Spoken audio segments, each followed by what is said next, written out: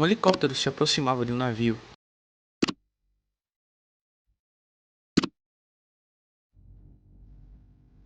Ele é autorizado a pousar na pista 6.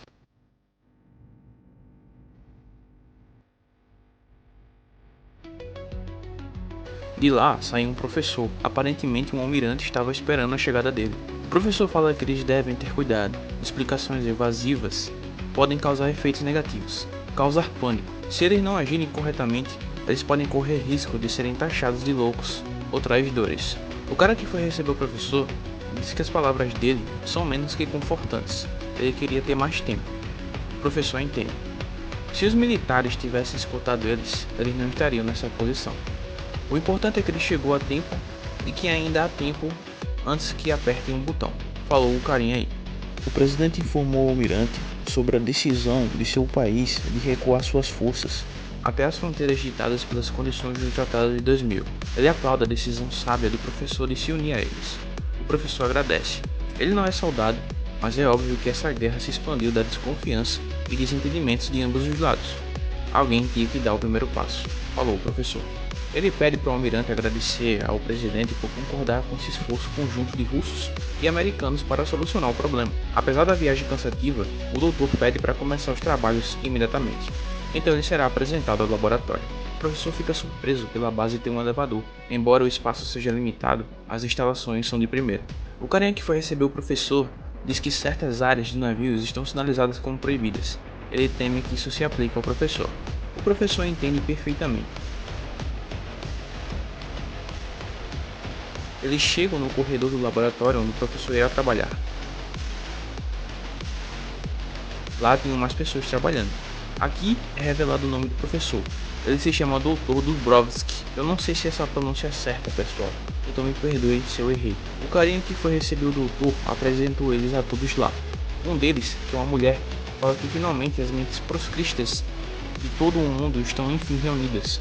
Ela se chama Joris. Eles se encontraram em Paris há mais ou menos 5 anos. Ele é apresentado a todos os outros. Eu vou direto aos nomes deles para poupar tempo. Stanley Simons, George Rock, Bernardi e o Karma Tanguy. Ele veio de um templo no Tibete. É mostrado o lugar onde o doutor irá ficar. Bernardi fala que antes de examinar os novos materiais que o doutor Dubrovsky trouxe, ele sugere que se certifiquem de que as suas próprias análises estejam completamente atualizadas. Joyce diz que é uma boa ideia e ela sugere que esse projeto deveria ter um nome. Pedem para o Dr. Dubrovsky sugerir um nome, então eles sugerem Jovem A, que se refere a Jovem Akira. Ficou esse nome do projeto, Jovem A. De volta ao templo da minha cor, Kei e Kaneda olham um para o outro finalmente.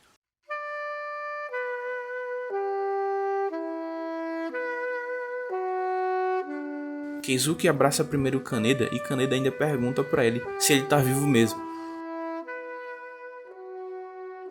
Do outro lado, Shikishima parece bem fudido, enquanto via uns sobreviventes da Lady Miyako. Ele pede para levar ele até ela. Shikishima vinha carregando a Kyoko. Kei, Kaneda e Keizuki avistam Shikishima. Kei até ver que ele está com a Kyoko. Shikishima olha para eles e fala que eles conseguiram sobreviver. Kei grita perguntando se a Kyoko está bem.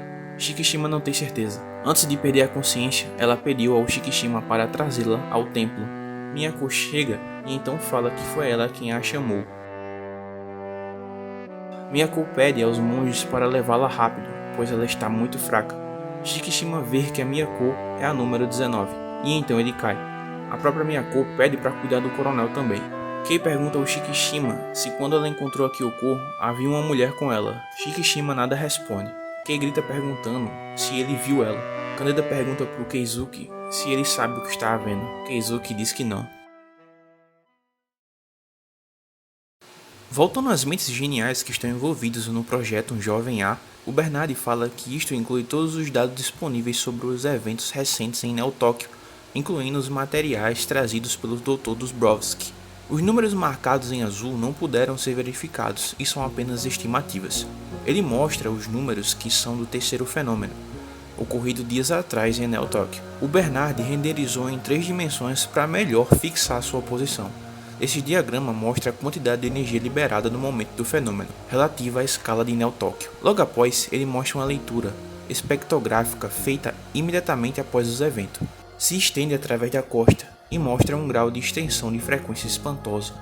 Havia raios gamas no epicentro do distúrbio, assim como anomalias perturbantes que foram confirmadas pelas leituras de outras instalações verificadas em tempo real. Essas anomalias incluem queda de aceleração beta, fusão nuclear, deterioração gravitacional e o aparecimento de partículas elementares, todas as evidências que indicam a ocorrência de um Big Bang miniatura.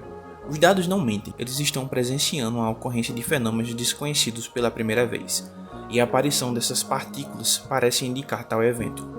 A Joris fala que eles estão contemplando o nascimento de um novo universo. Aqui aparentemente eles estão jantando, mas ainda assim continuam a discutir. Ela completa dizendo que devem tratar o segundo e terceiro eventos como os fenômenos separados. Os dados mostram diferenças intrínsecas entre os dois. Os eventos têm diferentes intensidades, o que é um problema. Enquanto que o segundo evento gerou leituras massivas de um aspecto completo de energia, o terceiro evento parece concentrado apenas bidimensionalmente, e foi uma magnitude bem menor. Não podem ser comparados com os dados do segundo evento. Dubrovsky fala que é interessante que o terceiro evento ocorreu precisamente no local de impacto do satélite militar Sol. George diz que os militares usaram o Sol uma vez antes, poucos meses antes do segundo evento, muito próximo da base secreta onde sequestraram Akira. Simons diz que o primeiro fenômeno foi há décadas atrás, muito antes do Sol ser construído. O carinha que é o assistente do almirante fala que não podem assumir que há uma relação, entretanto há uma possibilidade de haver uma conexão. Bernard pergunta ao almirante qual é o estado atual do Sol. O almirante fala que o acesso das estações terrestres ao satélite foi momentaneamente interrompido. Levará certo tempo até que quebrem o código de acesso. Joris acha que há um acordo geral de que a fonte do terceiro fenômeno não foi Akira. Simons pergunta a Joyce se ela está sugerindo que não foi uma espécime de segunda geração. O registro indica que os números foram designados até 41. Os números 32, 33, 36, 37, 38 e 40 morreram de danos cerebrais ocorridos durante seus tratamentos. Números 34, 35 e 39 ainda estavam no laboratório no momento do segundo fenômeno. Com o colapso de Neo Tóquio, eles foram dados como desaparecidos. Foi reportado que número 41 fugiu no dia 16 de abril de 2030, o mesmo dia que o canhão laser de Sol foi disparado contra o complexo onde Akira estava mantido preso. Já no templo, Miyako pergunta para o monge como está Kyoko. O monge fala que é cedo para falar algo, mas ela está fora de perigo. Miyako pede para informá-la quando ela acordar. Nos seus pensamentos, Miyako fala que eles devem esperar até o número 25 se recuperar. Depois disso, tudo dependerá do número 41. Será uma questão de julgamento e percepção. O monge pergunta se tem algo errado com ela. Ela diz que não é nada, Miyako só está com um mau pressentimento. Já em Shikishima, o monge aconselha ele a descansar aí. O monge diz que levará muitos dias até suas feridas se cicatrizarem. O Shikishima fala para Kei que ele ficará aí por alguns dias. Ironicamente, Kei diz que não tem tanta certeza disso, mas Kei tem certeza que Shiyoko está viva e ele está se recusando a falar se a viu. Shikishima confirma. Kei então fala que ele não sabe o que espera por ele. Kei confirma que se Shiyoko está viva, ela de alguma forma vai tentar contatá-la. Kei pergunta se a Shiyoko está ferida ou algo do tipo, e também se teria alguma relação com o satélite. Shikishima parece surpreso. Kei percebe que ela tocou na ferida. Ela faz aquela pergunta meio que retórica, perguntando se foi ele que disparou o laser espacial. Shikishima começa então a olhar para os lados para ver se tinha alguém ouvindo. Kei diz para ele falar, ninguém irá ouvir. Kei confirma que não tá nem aí pro satélite, ela só quer saber onde está Shiyoko. O coronel levanta e pede para fazer uma pergunta a Kei. Ele pergunta o que mantém ela em Neo Tóquio. Kei fala que seus amigos estão na cidade, e um deles pode estar morrendo em algum lugar. Isso é tudo. Shikishima entende. Enquanto a ele tem um trabalho para terminar, não importa o que aconteça. E para isso, ele precisa de Sol. Kei fica confusa. Shikishima fala que é o laser espacial. Kei pergunta se ele pretende usá-lo. Shikishima fala que ele pretende eliminar a semente que plantou. Kei fala que é Tetsu. Shikishima pretende eliminá-lo antes que ele se transforme no novo Akira. Shikishima partirá ao amanhecer. Se Kei quiser ir com ele, Kei deve esperá-lo no portão da frente. Enquanto o Kaneda e o Kaizuki davam uma mijada, o Kaizuki fala sobre o Grande Império de Tóquio. Galera, só um parêntese. Antes eu falava Keizuki, mas a pronúncia certa aqui, no caso a pronúncia não, mas o jeito de escrever é Kaizuki. Então eu vou ter que mudar para Kaizuki. Depois que eu vi no Akira Wikipedia, o nome certo mesmo é Kaizuki, beleza? Kaneda pergunta o que aconteceu com Akira. Kaizuki diz que os caras do Império idolatram ele, mas pro Kaizuki ele tá mais para uma peça decorativa. Ele governa o Império sem dizer uma palavra. Na verdade, é Tetsu que dá as ordens. Kaneda fica surpreso o quão grande Tetsu está agora, sendo que para ele, o Tetsu deveria estar morto. Kaizuki fala que agora que Kaneda voltou, eles podem acertar as contas com Tetsu. Kaneda pede uma camisa, pois a sua já era. Kaizuki lembra que não apresentou Kaneda pro resto da gangue. Kaneda agora só pensa em roupas novas. Enfim, Kaizuki leva ele à força para encontrar a galera. Enquanto isso, Kei procura por Kaneda. Kaneda pergunta para onde eles estão indo. Kaizuki disse para bem longe do templo. Kaneda também pergunta quem é essa tal de Miyako. Kaizuki responde que ela é a fundadora de sua própria igreja, uma pequena deusa ou algo do tipo. Ela cuida de todos os pobres, os doentes, todos que precisam. Kaizuki mostra sua indignação com o povo, que faz tudo para poder encontrar ela, achando que ela pode resolver todos os problemas. Mas nem todos vêm de mãos vazias. Alguns trazem remédios, comidas, tem até agora um mercado com lojas. Há muitos negociantes de trocas sérios, e muitos pilantras também. Há bandos de ladrões por todo lugar. É como uma cidade irregular crescendo ao redor do templo. As pessoas estão até escavando metal do lixo e usando como banheiro. Kaneda fala que é aí que ele irá conseguir algumas coisinhas. O problema é que ele não tem nada para trocar. Percebam que tem um indivíduo observando os dois. Kaizuki pergunta se ele acha que irá encontrar uma loja aberta uma hora dessas. Então Kaneda percebe que eles estão indo para uma área de ladrões. De repente aparece outro cara observando eles, só que esse estava armado. Kaizuki fala que ele está de volta e pergunta se o chefe está. O cara de máscara de gás fala que sim, e pergunta quem é esse com o Kaizuki. Kaizuki diz que é um velho amigo. Kaizuki chama Kaneda e entra na base deles.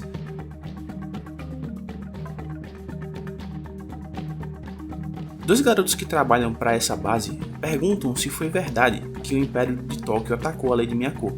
Até perguntam se ela morreu. Kaizuki fala que tudo é besteira. Eles tomaram um pé na bunda e fugiram.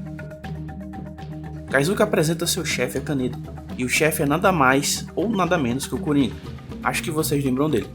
Kaneda zoa com ele dizendo que ele continua feio como sempre. O bicho fica puto. Kaizuki diz que depois que ele foi preso, eles colocaram o Kaizuki e o Coringa no mesmo dormitório numa dessas instituições de reabilitação. O Coringa fala que quando a cidade desabou, uma parede caiu em cima dele. Ele estaria morto agora se o Kaizuki não tivesse ajudado. Kaizuki afirma que eles tiveram problemas no passado, mas agora eles devem ficar juntos. Afinal, eles estão com um único inimigo em comum, o Tetsu. Coringa fala que ninguém estará seguro enquanto o Tetsu estiver vivo. Todos os seus amigos estão mortos por causa dele. Kaneda fala que está junto com eles nessa, mas antes, Kaneda precisa de roupas novas. Kei estava à espera do Coronel Shikishima. O objetivo dela é procurar Shiyoko. Shikishima chega e diz para eles partirem. Ele deixa bem claro que se eles tiverem problemas, será cada um por si, para Kei não contar com ele para ajudá-la. Kei diz que pode cuidar de si mesma, e assim eles partem.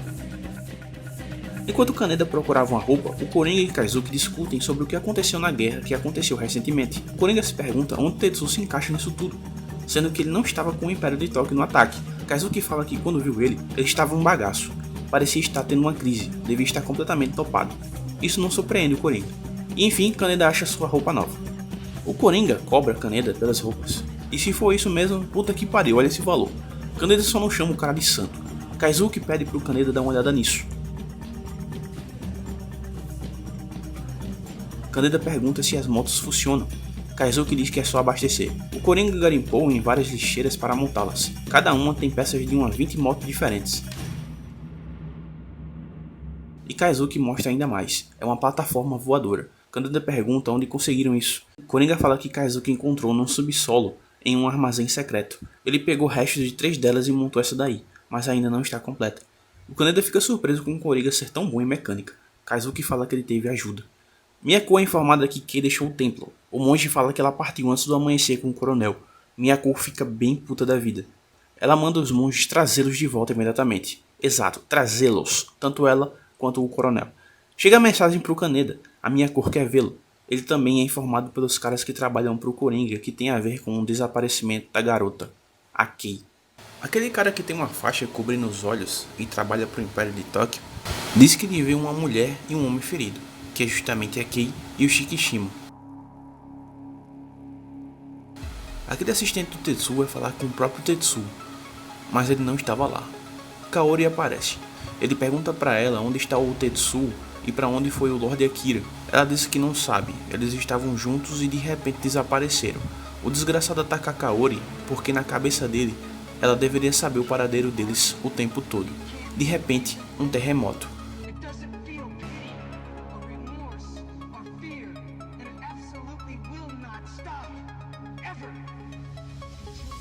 Já em Miyako, ela diz que aparentemente o terremoto acabou. O monge pergunta se isso foi obra do número 41. Ela não sabe dizer. Kaneda já estava no templo. Ele está indo em direção a Miyako. O monge fala que ele não pode se aproximar dali de Miyako. Kaneda fica confuso, porque ele foi chamado e não pode vê-la. Miyako diz que o Kaneda pode entrar tranquilamente. Kaneda então pergunta o que aconteceu. Miyako quer que Kaneda traga Kei de volta para o templo. Kaneda diz que não recebem ordens de ninguém. Se ele a encontrar, não será pela Miyako. Miyako diz que sim, mas ele precisa saber que todo o destino deles depende dessa garota. Ele implora que Kaneda a traga de volta. Ela é tão preciosa para Miyako quanto sua própria filha. Kaneda fica confuso. De repente, mais um terremoto. Miyako fala que isso não é um terremoto comum. O assistente do Tetsuo e a Kaori vão para o lado de fora e eles estavam lá, Akira e Tetsuo. Kaori dá boas-vindas a Tetsuo. O assistente do Tetsuo fala que tem uma confissão a fazer. Enfim, ele fala tudo o que ocorreu durante a ausência de Tetsuo, que vocês viram tudo. Ele pede pro Tetsuo ajudar ele a contra-atacar. Tetsuo fala que agora não, pois está cansado. Ele retruca, querendo que a Miyako pague. De repente, Kaori sai da cama de Akira e vai para onde está Tetsuo. Tetsuo pede para Kaori ficar com ele. Voltamos para aquele navio onde estão os cientistas que trabalham no projeto Jovem A. Um tsunami se aproximava, um dos grandes.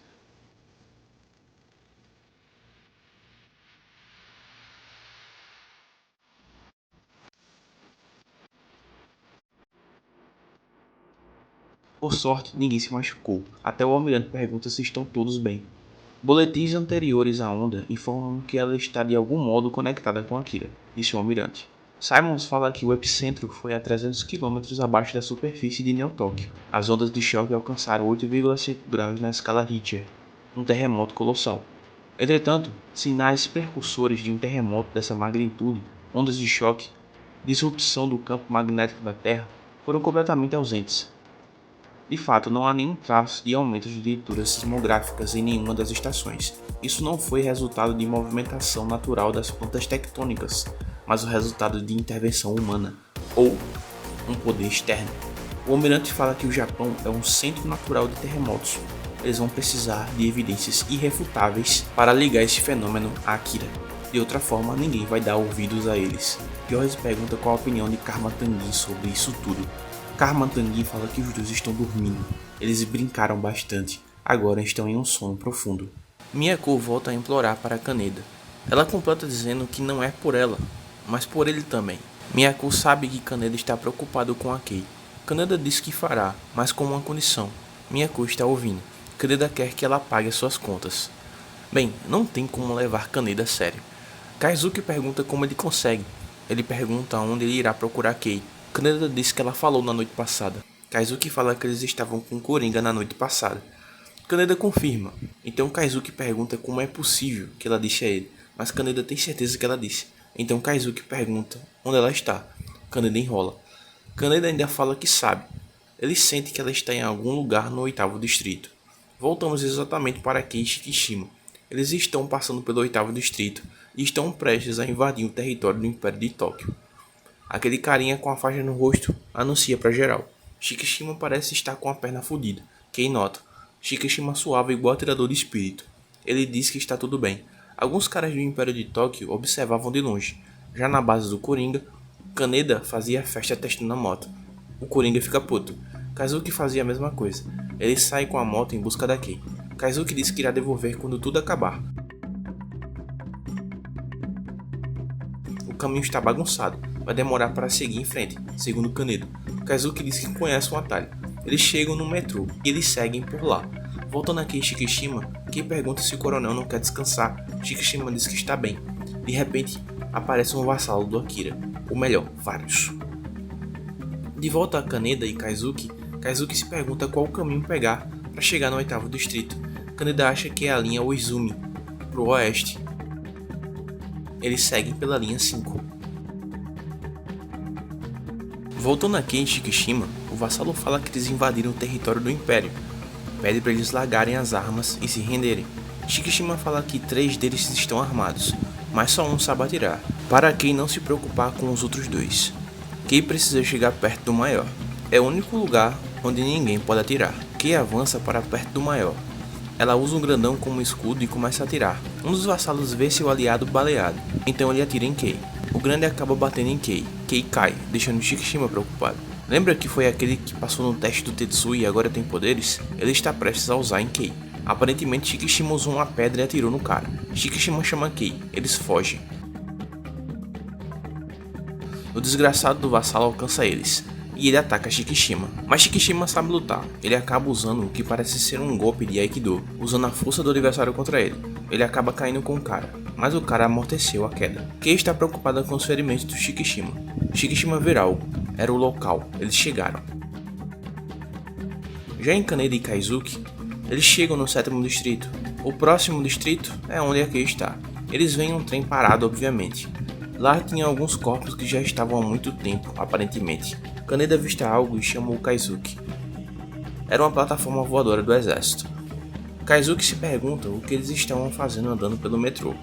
Kaneda avista mais delas. Ele diz que pode haver alguma passagem no metrô que leva a alguma base militar.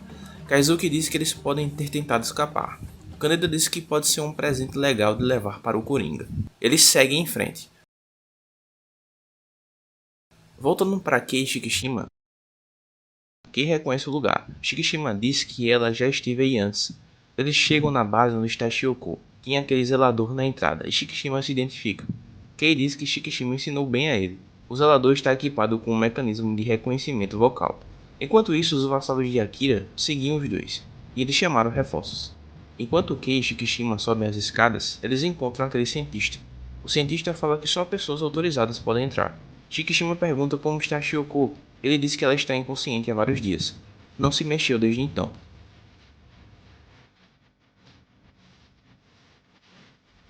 Shioko estava lá, deitada inconsciente, fraca, mas viva. Os vassalos de Akira chegam na entrada da base. O zelador estava de guarda. O doido aí de óculos joga uma pedra nele, no momento que ele abre a escotilha. O outro ataca, mas acaba se fodendo no processo. Eles aproveitam que a escotilha estava aberta e sobem em cima do zelador.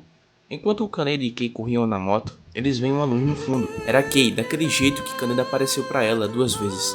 Eu acho que vocês lembram. Eles freiam, olham atentamente para ela e ficam sem acreditar. A imagem de Kei passa por Kaneda e então desaparece. Kaizuki não acredita no que viu. Kaneda pergunta a que distância eles estão da saída. Kaizuki fala que perto. Então Kaneda chama ele para ir embora. O cientista pergunta se Kei pretende carregar a Shioko nas costas. Kei fala que parte do caminho sim, então ela pedirá aos monges da lei de Miyako para ajudar. Enquanto isso, Shikishima bem fodido estava injetando uma injeção nele. O cientista fala que é uma surpresa que ele esteja vivo. Ele não esperava que Shikishima sobrevivesse depois de disparar o laser de sol. De repente, um barulho. São os vassalos do Akira. Kei fala que os vassalos estão na área. Shikishima fala que eles não podem lutar aí, para levá-los para fora. Os vassalos do Akira avistam Kei e Shikishima e vão atrás deles. Eles disparam em direção a Kei. Enquanto Kei fugia, ela via mais vassalos. Eles tentam atirar nela também. Shikishima chega por trás com um pedaço de pau e bate em um desgraçado que estava atirando na Kei, ou pelo menos tentando atirar nela.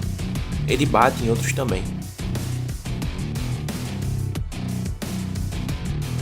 Quando os vassalos caíram, eles veem que o zelador ainda estava funcionando. Então eles atiram no zelador. O zelador está danificado, mas aparentemente reage e dispara nos vassalos. Kei percebe algo. Ela percebe que pode levar Shioko dentro do robô zelador. Voltando para o Kaneda e Kaizuki, eles chegam na saída. Kaizuki e Kaneda escutam zoadas de tiros, então fica fácil saber para onde ir agora. Voltando a Kei, ela procurava por Shikishima na base. Aquele cientista estava achando que era alguém do Império de Tóquio. Kei acha ele e fala que precisa de sua ajuda. Ela diz a ele sobre o plano de usar o zelador para carregar Shioko. Kei precisa que o cientista programe o zelador. Enquanto isso, aquele vassalo que tem poderes acha o quarto da Shioko. Voltando para o coronel, ele trocava tiros com os vassalos. Pois é, a briga tá grande e Shikishima está quase sem munições. Kaizuki e Kaneda chegam no local do tiroteio. Os vassalos percebem o barulho de motos. O cientista fala para Kei que programar o zelador será simples para levar Shiyoko. Kei pergunta quanto tempo irá demorar. Ele responde que umas 5 horas. Kei diz para ele ir começar imediatamente. Ela irá cuidar da Shiyoko. Ele pelo menos quer alguns cigarros em troca. Quando Kei chega no quarto, que está a Shiyoko, ela vê sangue no chão. O vassalo esperava por ela escondido. Ela percebe, e então...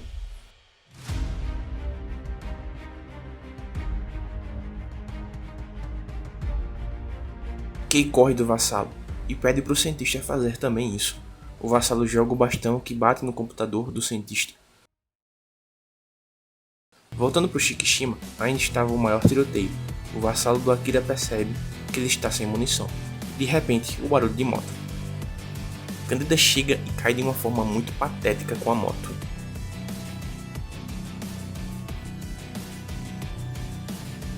O vassalo diz que ele é outro inimigo do Império. Quando ele está para atirar, Kaizuki chega, salvando o dia. Isso sim é chegar com estilo. Kaneda ainda está fodido da queda. Eu digo e repito, não tem como levar Kaneda a sério. Shikishima pergunta o que os dois estão fazendo aí. Kaneda agora pensa só em Kei. Voltando a Kei e o cientista leva um sacode do vassalo.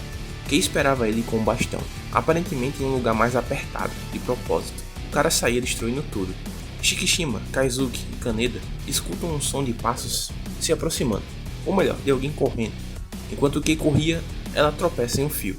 O vassalo alcança Kei. Kei grita e isso acontece.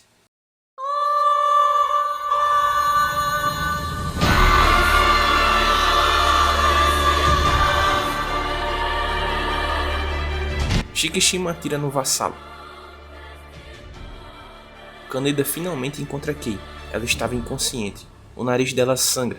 O vassalo claramente fez algo com seus poderes quando ele alcançou a Kei. Só que existe uma parada meio que peculiar nisso tudo. O vassalo gritava estranhamente e então...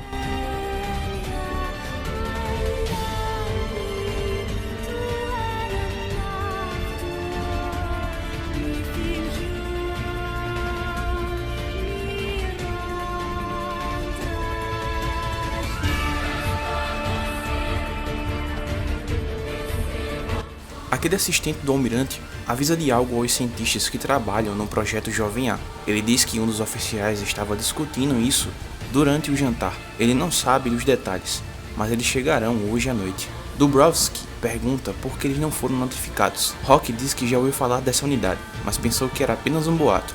Bernardo também fala que, dados os eventos recentes, a situação se tornou muito pior. Ele não acredita que mandaram as forças especiais para tentar matar Akira. O almirante pergunta se eles estão falando do time de operações especiais.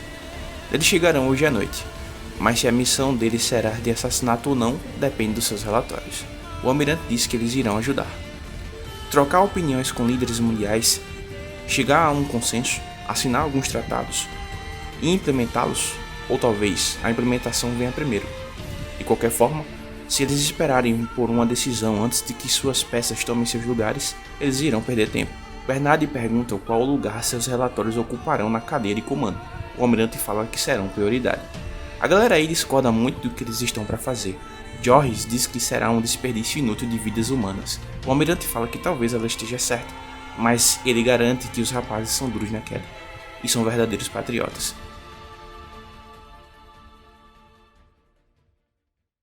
Voltando onde está Shikishima, alguém se aproximava.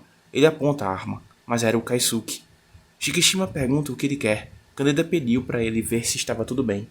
Kaisuke pergunta como estão as coisas. Shikishima fala para ele mesmo ver. Eles parecem estar festejando. Kaisuke diz que estão todos drogados. São as pílulas. 2 ou 3 já deixam eles doidões. Kaisuke completa dizendo que eles só são um bando de vagabundos viciados.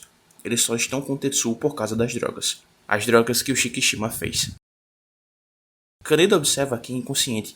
Kaisuke chama por Kaneda. Eles se encontram. Kaneda pergunta pro Kaisuke como estão as coisas. Kaisuke diz que eles não vão vir essa noite, com certeza. Kaisuke pergunta da Kei. Kaneda diz que está a mesma coisa. Kaneda diz para eles irem olhar o doutor. O doutor cientista estava programando o zelador. Estava reclamando como sempre. Um helicóptero chega no navio onde estão os cientistas que trabalham no projeto Jovem A. As forças especiais chegaram.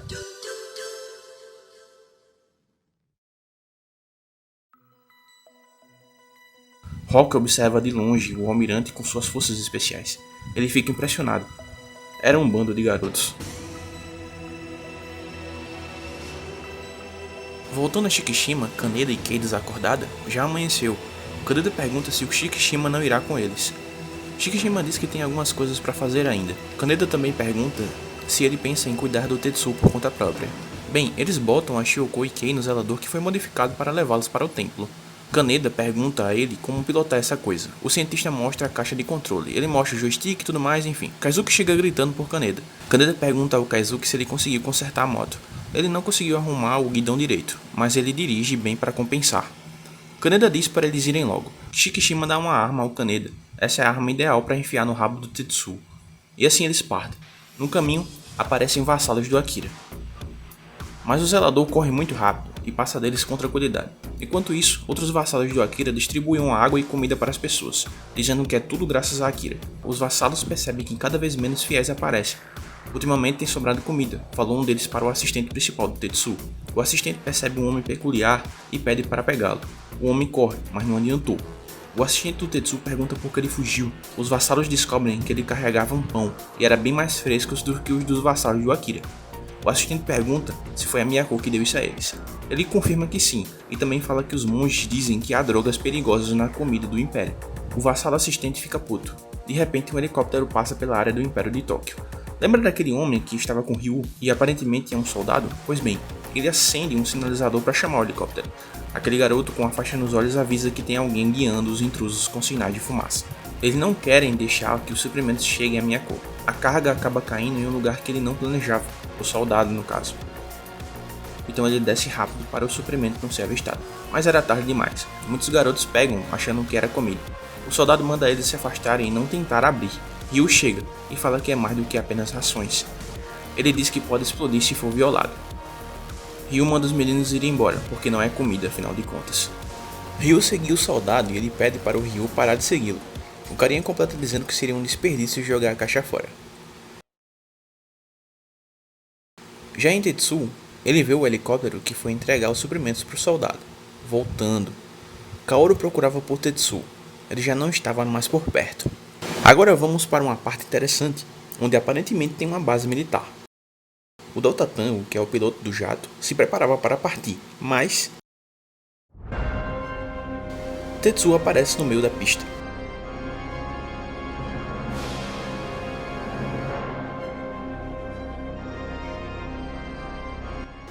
É notificado por um navio onde está a galera do Jovem A, do projeto Jovem A, no caso, que um dos jatos bateu durante a decolagem. De repente, Karmatangui grita, dizendo que ele está vindo.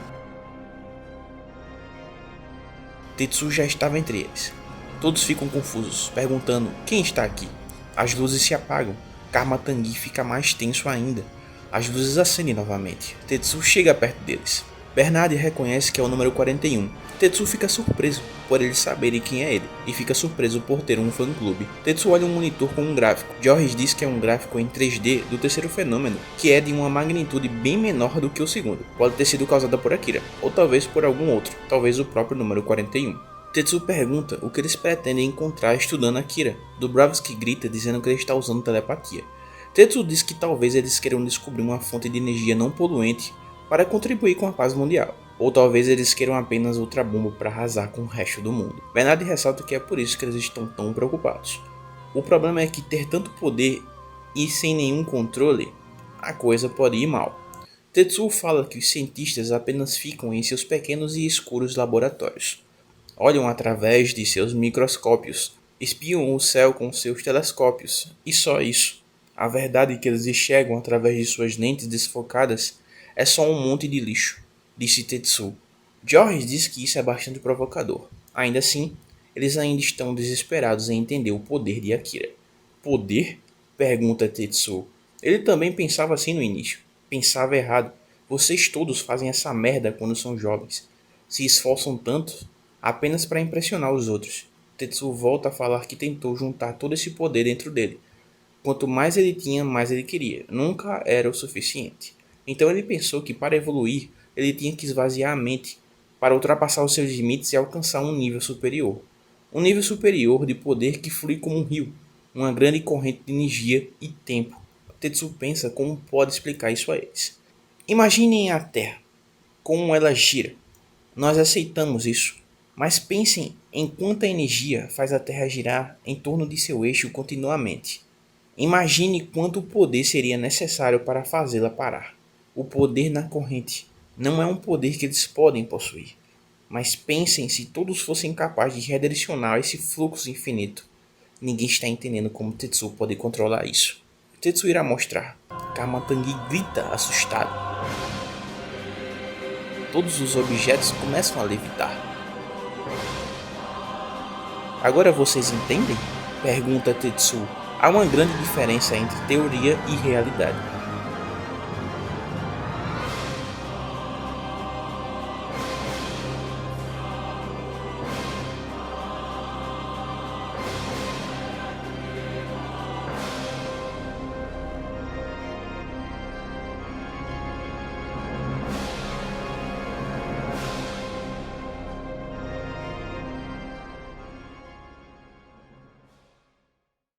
Já em Kaneda e Kaisuke, eles pareciam estar com problemas no caminho com seus veículos presos. Aparecem dois homens, se perguntando se eles são do Império de Tóquio. Já em Ryu e aquele soldado, o soldado mexe em algo que estava dentro da carga que recebeu. De repente joga para fora e explode. Ryu continua a encher o saco do cara. O soldado fala que está cheio dele. Ele não quer matar o Ryu.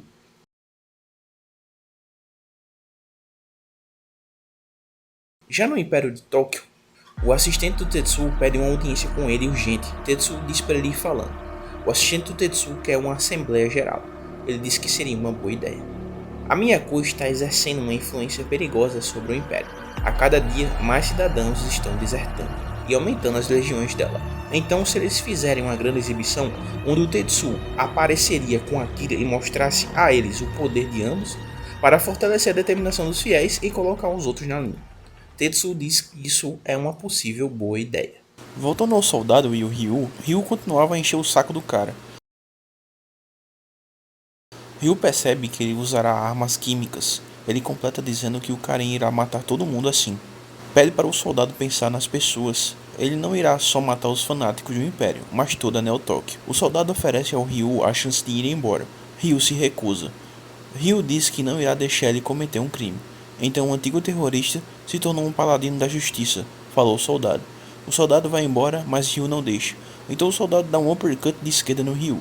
Ele manda Ryu tentar ficar contra o vento. Kaneda volta finalmente para o templo da Miyako, junto com Kei e Shiyoko desacordadas e Kaisuke. Miyako começa a analisar a situação da Kei.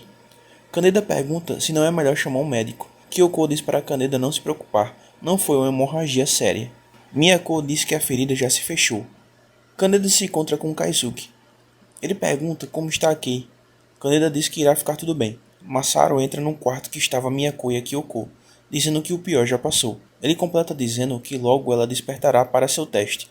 Miyako fala que eles não podem fazer nada sem ela. Masaru comenta que o interesse real ainda é o número 41. Kyoko diz que é verdade. O problema é a evolução do jovem Tetsuo.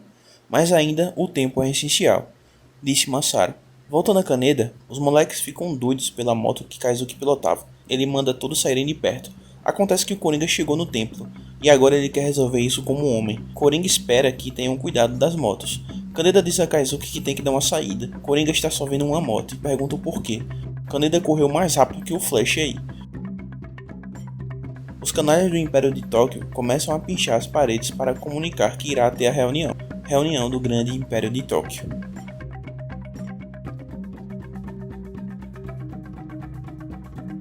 O carinha que tem a faixa cobrindo seus olhos volta a falar. A grande reunião começou. Todos devem estar presentes. Ele pede para todos seguirem para o Estádio Olímpico de Neo Tóquio. A celebração será realizada na Arena Central. Os caras do Império pedem para a galera não ser enganadas pelas mentiras de Miyako, inimiga jurada do Império. Aqueles que podem trabalhar vão ajudar nas construções. Aqueles que podem falar para espalhar a palavra. Basicamente todos devem participar. Sabe que notícia ruim se espalha depressa, né? Pois bem, todos ficam sabendo dessa reunião aí do Império. O assistente principal do Tetsuo pergunta como o trabalho está indo. O vassalo diz que está dando tudo o que eles têm. Ele diz que o sistema elétrico está funcionando, mas acender a pira olímpica não vai ser fácil. Será difícil mantê-la acesa por muito tempo. O assistente do Tetsuo fala para ele dar seu jeito. A chama deve iluminar o estádio por 24 horas. Uma luz forte e brilhante é o símbolo que precisamos. Falou o idiota. A galera do Império está atrás daqueles que não estão na reunião. Então eles forçam todos para irem na reunião. A primeira celebração nacional deles está para começar.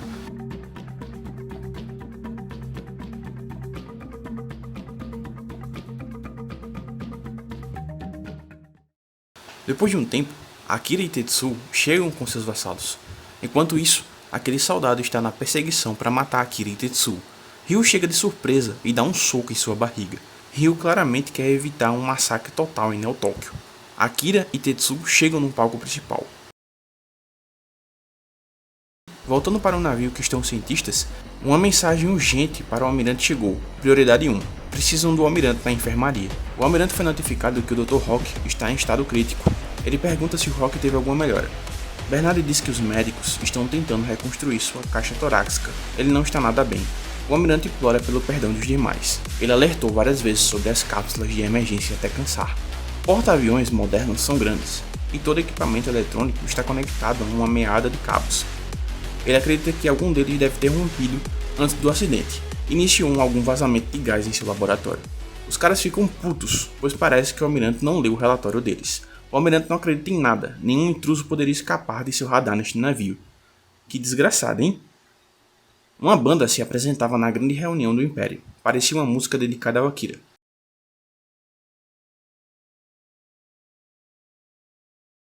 Enquanto isso, Ryu deixou aquele soldado preso em um tipo de sala fora do estádio.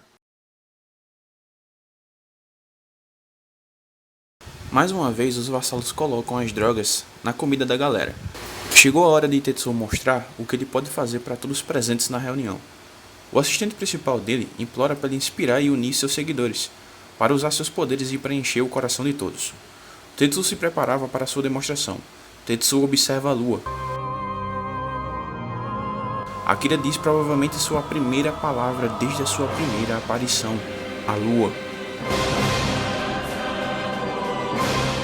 De repente, Tetsuo se teletransporta.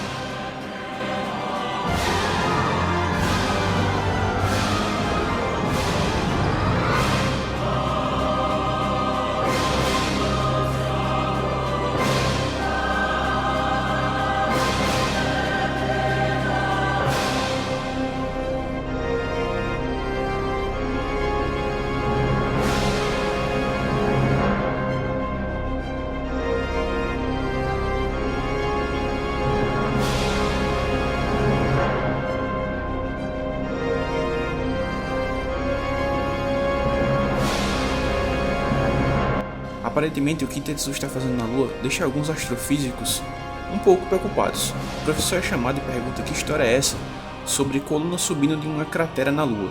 Ele pergunta se a galera ficou doida. Já no navio onde estão os cientistas do projeto Jovem A, alguns por lá estavam impressionados também com o que acontecia.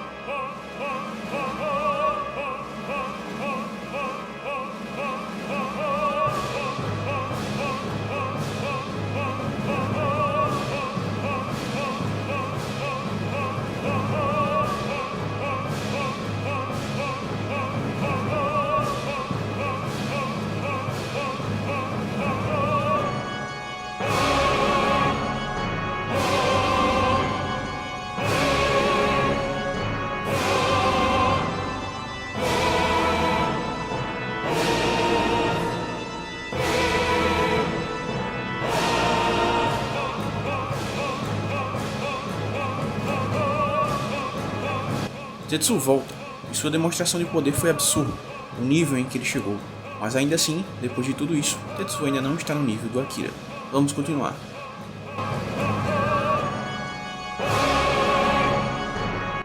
Miyako fala que o número 41 destruiu a Lua. O crescimento dele foi muito rápido. Eles não podem esperar um momento de descanso. Ela não imaginava que ele se desenvolveu tanto em tão pouco tempo. Masaru ressalta que é perigoso gastar tanta energia de uma vez só. Kyoko diz que com um desenvolvimento tão rápido, seus períodos de estabilidade se tornarão cada vez mais curtos. Miyako diz que eles estão certos, não podem perder mais tempo. Masaru fala que Kei ainda não se recuperou. Miyako diz que gostaria que eles tomassem a preocupação de esperar até eles terem certeza, mas eles não têm esse luxo. Kyoko diz que se Tetsuo continuar liberando seus poderes, é só uma questão de tempo até que Akira reaja. Miyako fala que eles não precisam se preocupar enquanto Tetsuo permanecer no controle de suas próprias habilidades. Mas quanto tempo isso vai durar? Agora que ele se livrou das drogas, ele e sua escala de poder devem coexistir juntos com sua própria capacidade de controlá-la, como um balanço delicado. Tetsuo é como aquela lua semi-destruída, flutuando em um equilíbrio precário. Kaneda e o Coringa estavam discutindo a respeito das motos. Kaneda achou uma moto e disse que agora eles estavam kits, mas o Coringa discorda, enfim. Kaizuki sente alguma parada estranha. Era um barulho absurdo de água.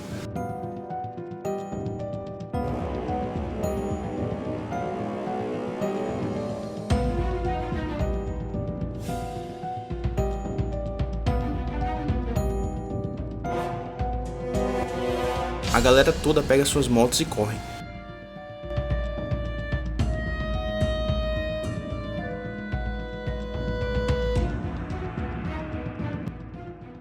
A água é mais rápida e pega o Coringa e os seus seguidores. Em uma situação de caos, Kaneda fala para Kaizuki que irá honrar sua memória. Ele irá acabar com o Tetsuo, então Kaizuki pode descansar em paz. Kaizuki fica muito puto. A água acaba pegando eles também. Felizmente a galera saiu viva.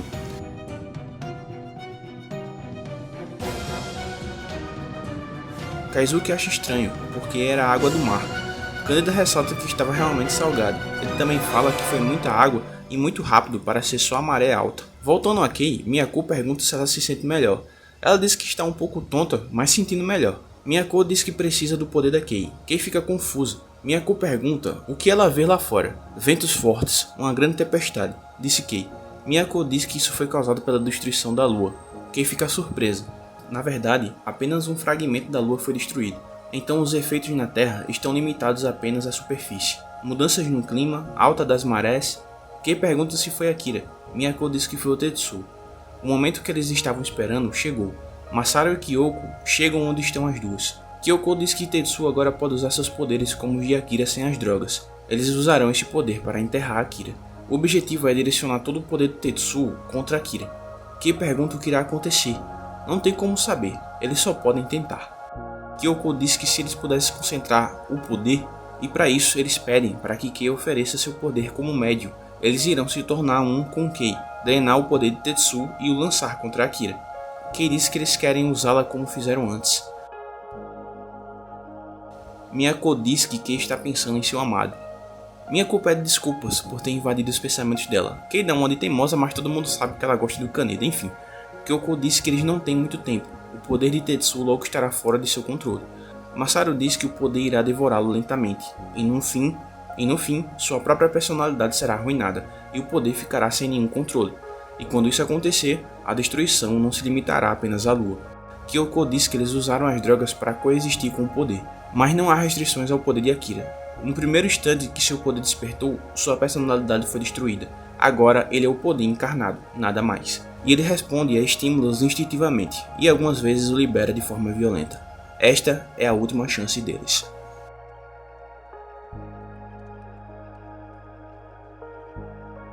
Kaneda dá ênfase a toda essa merda que aconteceu, e ele culpa você sabe quem. Kaneda vai em direção à inundação. Kaizuki pergunta onde ele vai. Kaneda ressalta que isso não foi uma tempestade normal.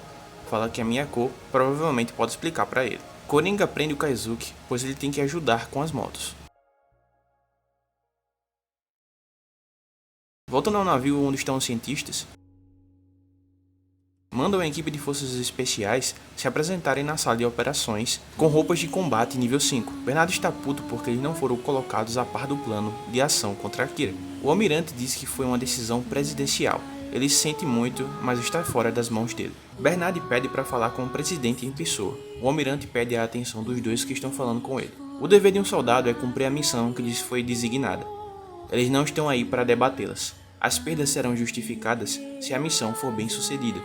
E eles não têm mais nada a dizer sobre isso.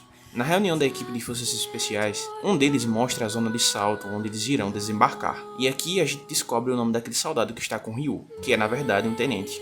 Tenente Jorge Yamada, líder do esquadrão de reconhecimento que se infiltrou em Neo Tóquio. O objetivo deles é se reunir com ele.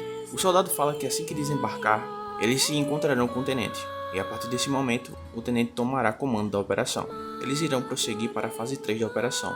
Entretanto, se eles não forem capazes de entrar em contato com ele, ou se achar qualquer coisa em comum nele, eles têm que prosseguir com a fase 3 com descrição individual.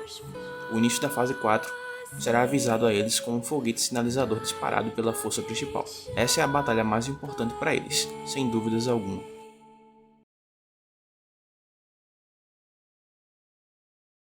Voltando ao estádio que estão os vassalos de Akira, o assistente se pergunta onde está o Tetsuo. Um deles fala que ele entrou. De repente, gritos. O assistente manda um vassalo ir ver o que acontecia. E ele vê isso.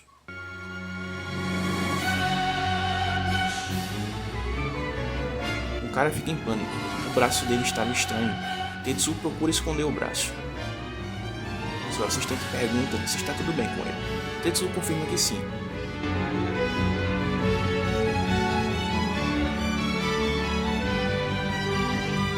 Kaneda observa de longe um buraco na lua. E ele comenta também que cada vez a maré aumenta. Dessa vez, Tetsuo foi longe demais. Voltando ao Shikishima, o cientista que está com ele diz que aconteceu algo terrível. Acontece que os americanos, chineses e russos estão tentando tomar controle de Sol. Shikishima ressalta os firewalls múltiplos. O cientista fala que os firewalls estão protegendo, mas nenhuma é intransponível. Com um computador poderoso e tempo suficiente, você pode hackear qualquer coisa. A questão é quanto tempo eles ainda têm. Shikishima sugere para ele reconfigurar. Ele está tentando, mas ele já ultrapassaram a barreira exterior do programa. Tudo que ele pode fazer é superficial. Shikishima pergunta quanto tempo ele pode conseguir. 1 semana, 3 dias ou 5 horas, ele não faz ideia. Então ele volta a dizer que se não descobrirem o que está fazendo, 3 dias. Shikishima fica satisfeito. Ele sai e diz que está contando com carinho. Ele também completa dizendo que 3 dias é tudo o que precisa. O grupo de operações parte finalmente para a missão. Todos devem se reunir no ponto Alpha 3 às 3 horas. As operações começarão às 3h15. Qualquer um que não chegar será considerado afogado. Isso significa sem medalhas. Voltando a Kaneda, ele procura por Kei no templo da Miyako. Ele até pergunta ao monge onde está a Miyako, pois precisa falar com ela. Um dos monges responde que a Miyako está com Kei, realizando um ritual de purificação. O Kaneda não pode vê-las agora. Kaneda pergunta que porra é essa. Ele manda um foda-se e passa pelos monges. Miyako fala a Kei que está grata pela Kei ter concordado. Embora ela não saiba se isso trará algum conforto para Kei, ela diz que vai dar tudo de si também. Kei dará seu melhor, até o fim. Kyoko diz que a purificação é apenas uma formalidade, mas a cerimônia permitirá que Kei concentre seu espírito. Masaru diz que ela precisa disso. Miyako diz que tudo está bem com Kei. O próximo passo é passar o local para ela. Kaneda ainda está fazendo um tumulto com os monges. Ele pergunta se a tempestade foi causada por Tetsuo. Miyako pede para soltarem o Kaneda. Conversando com Kei, Kaneda diz que se aliou com um Coringa, que vai para cima do Tetsuo, mas só ele irá acabar com Tetsuo. Masaru pergunta se está tudo bem deixar Kei sozinha. Miyako diz que a Kei tem uma força de espírito muito grande. Ela irá ficar bem. Kaneda nota que todo mundo foi embora. Kei pede para Kaneda ficar com ela esta noite. Kaneda fica surpreso. Mas se for por pouco tempo, irá significar muito para ela. Kaneda fica felizão e pergunta se ela está falando sério mesmo. A Kei confirma. Kaneda não acredita.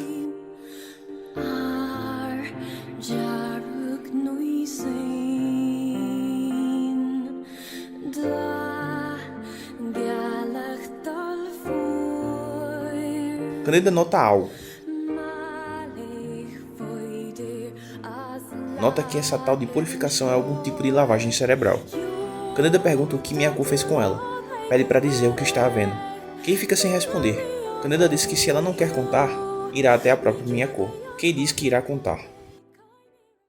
Voltando aos soldados da operação especial, eles chegam no local indicado. Kei fala sobre ser médium a Kaneda. Kaneda pergunta o que isso significa. Kei diz que tem aquele poder. Os pequenos irão unir os poderes dele dentro da Kei e lutar com Tetsuo. Kaneda fala que isso é loucura e pergunta o que irá acontecer com ela. Kei pergunta se Kaneda vê a tempestade.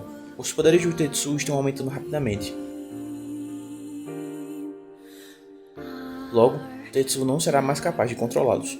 Eles precisam detê-lo agora, antes que ele se torne um novo Akira. Lady Miyako diz que não tem tempo para perder. Eles que se fodam, fala Kaneda. Kaneda pergunta por que eles têm que usar a Kei. É muito perigoso. Kei diz que se puder ser útil para eles, então ela o fará. Kei quer ajudar pelas memórias de seus amigos mortos e por aqueles que ainda estão vivos.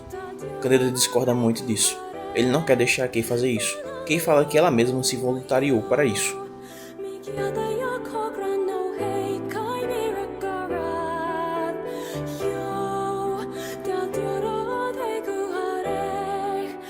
Kaneda diz que irá matar Tetsuo. Ele irá virar presunto antes que a Kei se aproxime dele. Kaneda diz que não deixará a Kei arriscar sua vida por essas aberrações.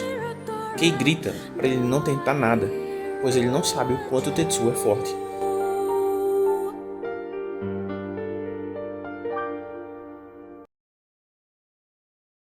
Kaneda volta até Kei.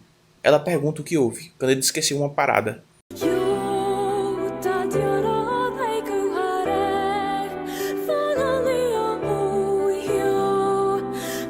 Ele diz que da próxima vez irá ficar com Kei a noite toda. Que homem, meus amigos.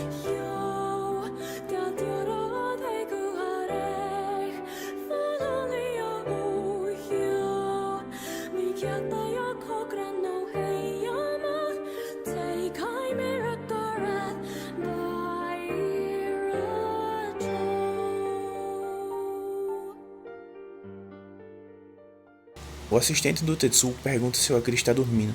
Kaori diz que sim, e pergunta sobre o Tetsuo. O assistente fala que ele explodiu a cabeça de um cara. Outro teve os braços arrancados. Mais um teve várias costelas quebradas, pernas esmagadas, e ainda outro virou uma mancha na parede. Estão todos apavorados. Ninguém chega perto dele. Tetsuo agora está mais louco do que nunca. Assim que a tempestade passar, ele irá reunir o exército para outra ofensiva contra Miyako. Tetsuo é quem irá liderar eles. Isso se ele puder. Kaori vê pedaços de corpos pelo chão e se assusta. Pergunta ao vassalo onde está o Tetsuo. Ele pede para Kaori tomar cuidado, pois ele finalmente se acalmou. Foi designado a ela acalmar o Tetsuo. Que tarefa, meus amigos. Entrando no quarto que estava o Tetsuo, Kaori se assusta com mais um corpo estraçalhado. Tetsuo pergunta onde Kaori estava. Ele pede para Kaori se aproximar. Notem que o braço do Tetsuo conseguiu ter uma forma de braço mesmo. Só lembrando a vocês que quando o sol atingiu o Tetsuo, ele perdeu o braço no processo. Como ele hoje estava geneticamente modificado, podem ver que ele parecia um monstro há uns momentos atrás. Enfim, agora está com aquela pele, mas com um formato de braço. Ele disse que agora finalmente conseguiu se ajeitar. Tetsuo estende sua mão para Kaori e chama ela. Ela claramente está morrendo de medo. Tetsuo sente que ela está tremendo e fala que não há nada a temer.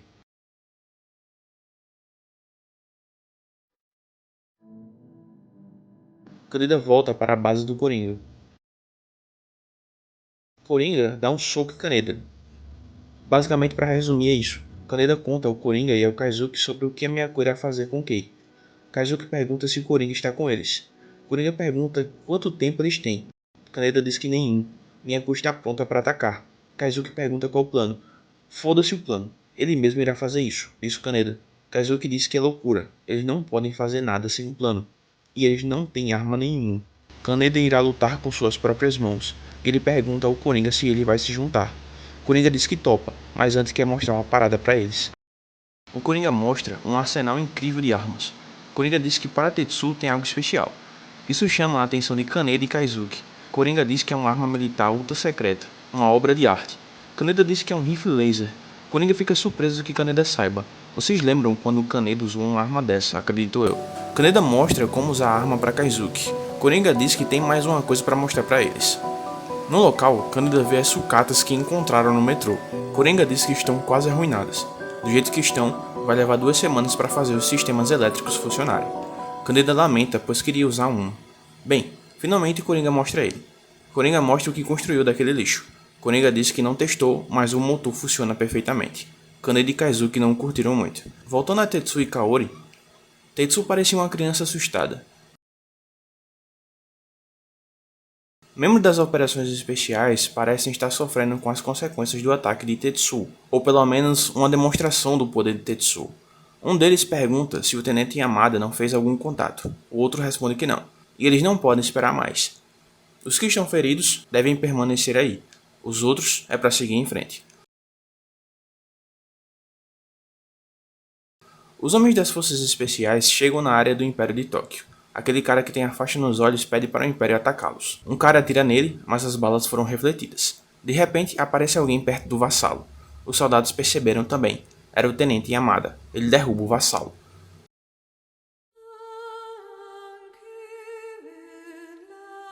Se encontrando com o Tenente Yamada, ele agora fica no comando, como foi dito antes da operação começar. Ryu olha de longe, e diz que sente vontade até de se alistar. E diz que daqui a pouco eles vão começar a acender a fogueira. Aqui é dito o apelido do homem com a faixa nos olhos. O assistente principal do Tetsuo é avisado que o Birdman está morto. Um que estava com o vassalo avisa que homens de olhos azuis fizeram isso com o Birdman. A galera solta um alerta. Os soldados acordam para se preparar, pois o inimigo se aproximava. Os caras se perguntam quem deve estar atacando. Eles pensam até nos monges. De repente, Shikishima aparece entre os vassalos, perguntando onde encontrar Tetsuo. O assistente do Tetsuo encontra uma dupla de vassalo conversando. Ele pede a um deles para trazer a Kaori. Ele chega no quarto onde estava Tetsuo e Kaori. Bem, como eu posso explicar? Tetsuo disse que Kaori está dormindo, e ele pergunta o que o cara está fazendo nesse local. E a coisa está complicada. Acredito que vocês perceberam que o braço dele está um pouco alterado.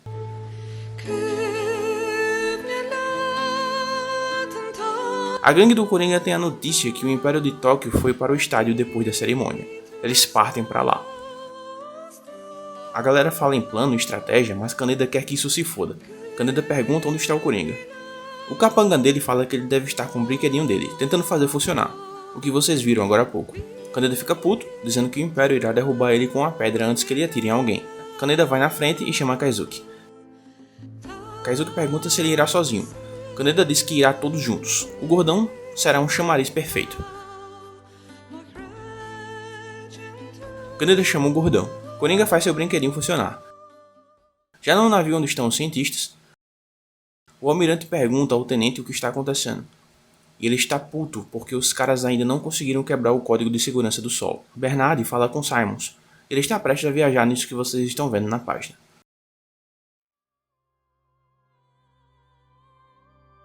Voltam não, os vassalos. Aquele assistente covarde manda um dos vassalos ir conferir como estava o Tetsuo. De repente, isso acontece.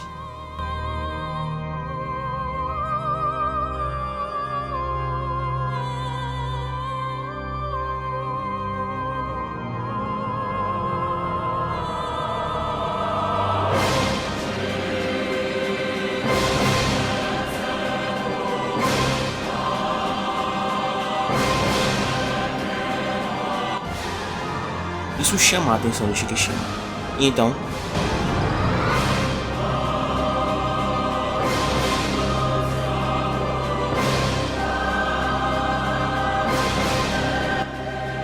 Tetsuo está numa espécie de transformação. Seu corpo está claramente mudando. E ele se pergunta onde está. Ele desaparece. Shikishima pede para ele esperar. Ele estava prestes a disparar o sol, mas foi muito lento. O assistente do Tetsuo continua a correr. O cara tá com medo da porra. O Tenente Yamada e seus soldados se aproximam de onde o Tetsuo estava. Voltando ao navio onde estão os cientistas, o almirante não curtiu tanto sobre a decisão do Bernardinho. Ele diz que é responsável pela segurança de todos os envolvidos na missão. Como comandante do navio, ele é o único que deve carregar esse fardo.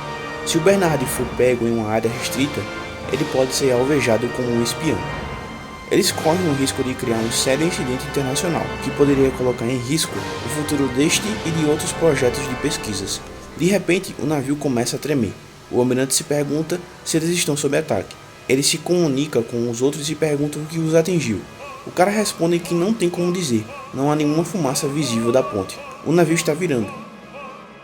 Karmatangui fala que Tetsuo está procurando por eles. Ele chegou. Tetsuo estava fundido com a estrutura do navio. Ele pergunta o que está acontecendo com seu corpo. Karmatangui fala que o corpo do Tetsuo não consegue mais sustentar o poder, então ele está consumindo tudo ao seu redor para que ele continue a crescer. O corpo de Tetsuo é uma prisão da qual o poder quer escapar. Tetsuo fala que isso tudo é besteira. O idiota do almirante atira em Tetsuo. Tetsuo ri e diz que isso doeu. O Tetsuo se teletransporta e começa a balançar o navio novamente. O navio para de balançar. Sai um alerta de emergência. Os controles do navio não respondem. O almirante diz que irá descobrir o que está havendo com a ponte. Ele pede para os outros ficarem aí. O almirante não acredita no que vê.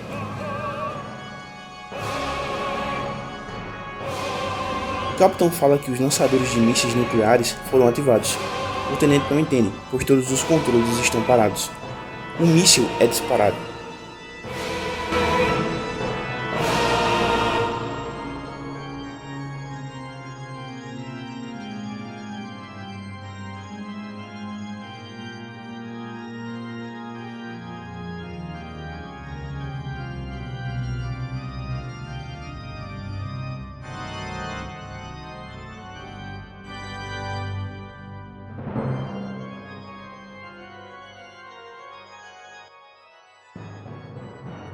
E nessa hora, os batedores voltam da patrulha.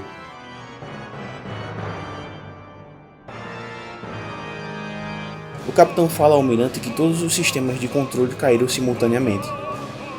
Os batedores se aproximam para pousar, mas Tetsuo estava lá.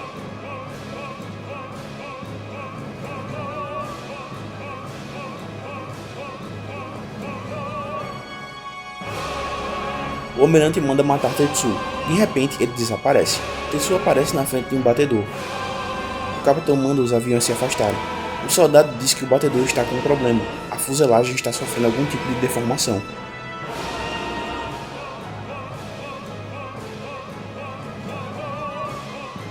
O almirante manda disparar no avião. O capitão ressalta que o piloto está lá.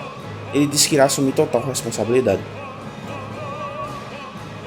Os mísseis são disparados em direção ao Tetsuo.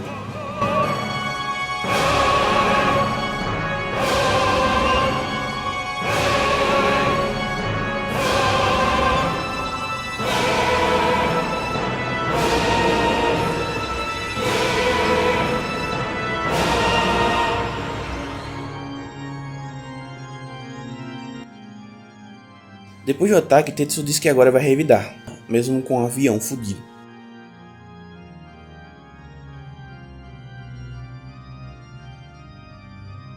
O míssil é disparado em direção ao navio, atingiu a torre de comunicação e deixou em estado crítico. O almirante pede para derrubar o Tetsuo, para usar tudo o que tiverem. De repente, Kei aparece. Mísseis são lançados em direção ao Tetsuo. Tetsuo vai direto para atacar eles.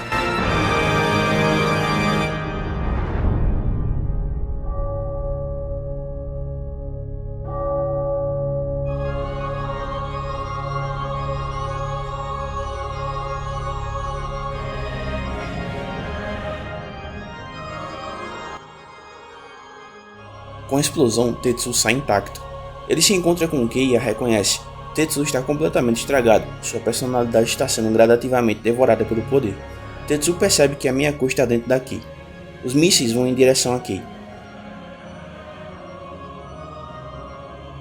Kei diz que eles não podem lutar aí, muitas pessoas irão se machucar. Os fios pegam o pé da Kei, prendendo ela, enquanto os mísseis se aproximavam. De repente, eles desmontam e caem, mas um vai em direção ao Tetsuo.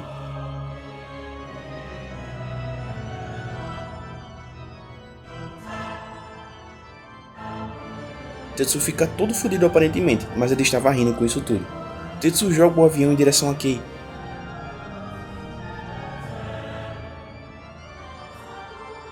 Mas ela não estava mais lá. Tetsuo se pergunta onde ela está.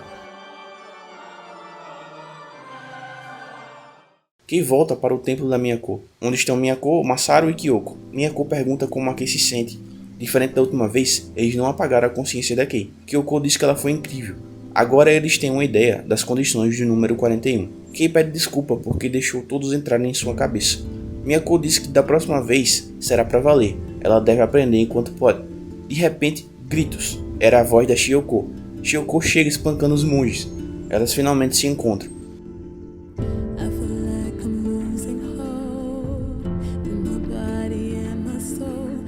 Masaru diz que talvez não irá funcionar como da última vez. Miyako diz que o risco é inaceitável. Eles podem desmaiar a qualquer momento na batalha, e será tarde demais para começar tudo de novo. Quando a hora chegar, sua juventude e força de vontade serão sua fortaleza. Será apenas um teste para Kei até ela estar pronta, e para eles também. Kei pergunta se a Shiyoko está bem. Shiyoko diz que ela descansou bastante. Shiyoko pergunta se a Kei vai lutar. Kei pergunta como ela sabe disso. Os monges, eles não pararam o dia todo. Ela pergunta se a Kei irá lutar mesmo com Tetsuo e Akira. Kei diz que precisa.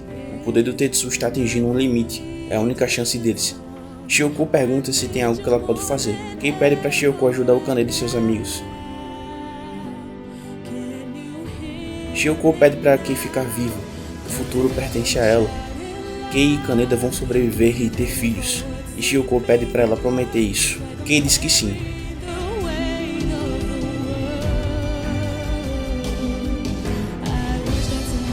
Voltando a Kaneda e a gangue do Coringa, eles estão indo em direção ao estádio.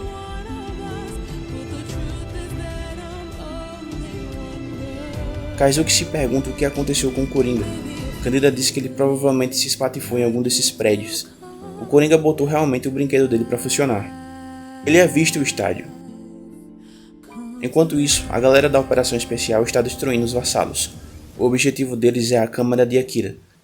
De repente eles encontram aquela pessoa que avisou que o Birdman havia morrido. Ele fala que o Birdman era seu amigo. As pessoas chamam ele de Eggman. Ele diz que não irá perdoá-los. O Tenente Yamada pede para dispararem. De repente,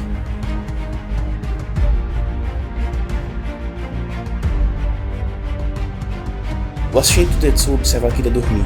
Ele se pergunta que o destino que ele construiu para ele irá finalmente acabar. De repente, uma zoada estrondosa. Akira acorda. Kaori também. Era o Tetsuo.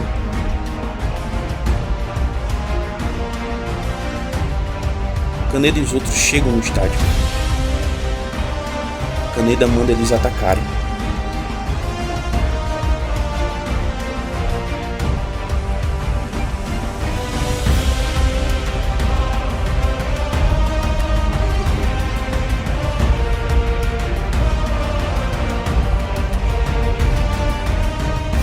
Pessoal, esse foi o fim do volume 5. Esse me deu muito mais trabalho do que os outros. Eu possivelmente acho que esse volume foi o que teve mais páginas. Gostaria aí que, se você curtiu o meu trabalho, comente. Eu sempre costumo colocar os comentários aqui no final do vídeo, porque me incentiva, tá? Quem quiser também me ajudar financeiramente com uma quantia que não vai fazer falta a você, esse é o QR Code, mas não se sinta obrigado. Eu agradeço a você, meu amigo, minha amiga, que está gostando do meu trabalho. Meu trabalho não é nada demais, eu sempre falo isso, mas dá muito trabalho que eu faço. E quando eu consigo terminar, eu fico feliz. O próximo vídeo não vai ser o volume 6, tá? De Akira. Gostaria que fosse, mas não é. Porque assim, como eu faço tudo só, então é muito mais difícil. Gostaria de postar um vídeo por semana, mas é impossível nas circunstâncias atuais. O próximo vídeo ou vai ser a história de Hideo Kojima ou a história do Lobo Solitário. Aí depois do próximo aí vai ser o último volume de Akira, tá? Talvez lá para o final de março esteja tudo completo aí para vocês de Akira, tá? Eu desejo tudo de bom, muita paz para você, saúde, e que você possa realizar todos os seus sonhos, caras. E as meninas também que acompanham, desejo tudo de bom a vocês, todo mundo mesmo. Obrigado a você que acompanhou, que acompanha. E é isso. Até o próximo vídeo, eu espero.